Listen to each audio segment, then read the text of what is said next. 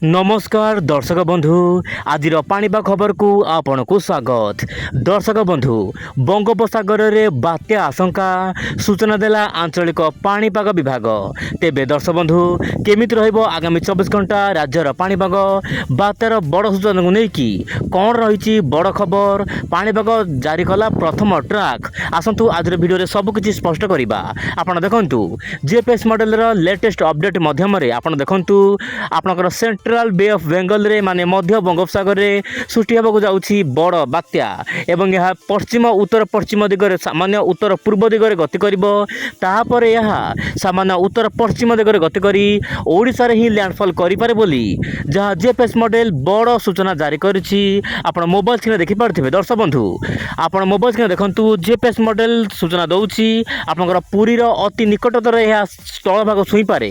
किंतु दर्शक बंधु यह पुरी रे छुईबो ना यह बांग्लादेश पश्चिमबंग आड़ को जीव बर्तमान सुधा कौन स्पष्ट सूचना नहीं। किंतु दर्शक बंधु जीपीएस मॉडल आकलन आरंभ कर सारे कि यह ओडिशा रे ही स्थल भाग छुईब एवं ओडिशार पारादीपरू बांग्लादेश मध्य कौन स्थान में प्रबल प्रबल वर्षा पवन होबार आशंका रही। पाग संपूर्ण अनुकूल रही।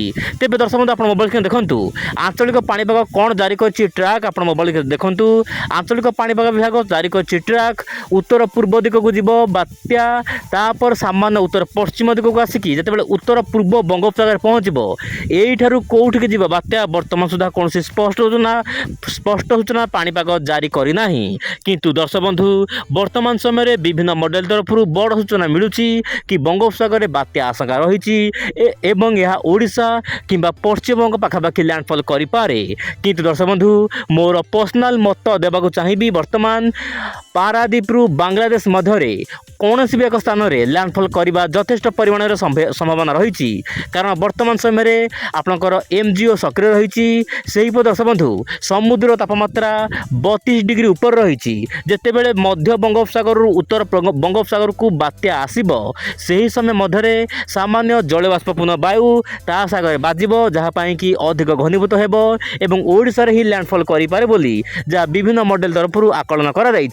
किंतु दर्शक बंधु मॉडल आहरी भी अपडेट हो पारे कारण दर्शक बंधु प्रति 6 घंटार थरे मॉडल अपडेट होता है। से दर्शक बंधु वर्तमान कहवा बड़ मुस्किल। किंतु आंचलिक पाणीपाग एत सूचना देती बंगोपसागर में बात्या आशंका एवं परवर्त समय यह उत्तर पूर्व दिग को जीवार आशंका रही। तेज दर्शक बंधु आप देखु मु पर्सनाल ट्राक किसी रखी आप देखु वर्तमान आप तामिलनाडु आखपाख अंचल रही लघुचाप सीधा सड़क यह आपंकर बंगोपसागर को बंगोपसागर मध्य बंगोपसागर को आसब आप देखु अरब सागर समस्त वायु सेपरी बंगोपसागर समस्त वायु गोटे जगार एकत्रीकरण होती बादलर घूर्णयान अवस्था वर्तमान समय आरंभ हो जाइए जहाँपाई कि दर्शक बंधु लघुचाप अधिक घनीभूत होबार आशंका रही। वर्तमान समय ओइल मार्क लो प्रेसर में परिणत हो सारी लघुचाप आपण बादलर एकत्रीकरण देखु दर्शक बंधु जहाँ आईएमडी तरफ जारी कर वर्तमान समय दर्शक बंधु समुद्र बहुत मात्रा अशांत रही जहाँपाई कि अंडमान निकोबार द्वीपपुंज प्रबल वर्षा रही। आप देखु मोर किसी पर्सनाल ट्राक रखी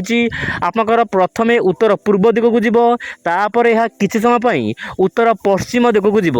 किंतु दर्शक बंधु प्रश्न उठुची यह कौठारे ही रिकवर कर उत्तर पश्चिम दिग को जीव से ही अनुसार ही ओडिशा उपर यह प्रभाव पड़ो। किंतु वर्तमान दर्शक बंधु प्राक आकलन लगुच यह ओडिशा पश्चिमबंग किंबा बांग्लादेश भितर लैंडफॉल करें। किंतु दर्शक बंधु बड़ खबर होउची म्यांमार जीवार आशंका वर्तमान सुधा क्षीण होइची। तेज दर्शक बंधु आप निश्चय पर उई जुड़ा चैनल सहित रुहतु बात्यार समस्त खबर निश्चय पर उई जुड़ा चैनल सहित मुझे देवाक चेष्टा करी। तेज दर्शक बंधु ये बात्या संपर्कित खबर जहाँ आज आप देखिले मुझे पुणी आसना काली आउ एक नुआ अपडेट रे। नमस्कार, जय जगन्नाथ दर्शक बंधु।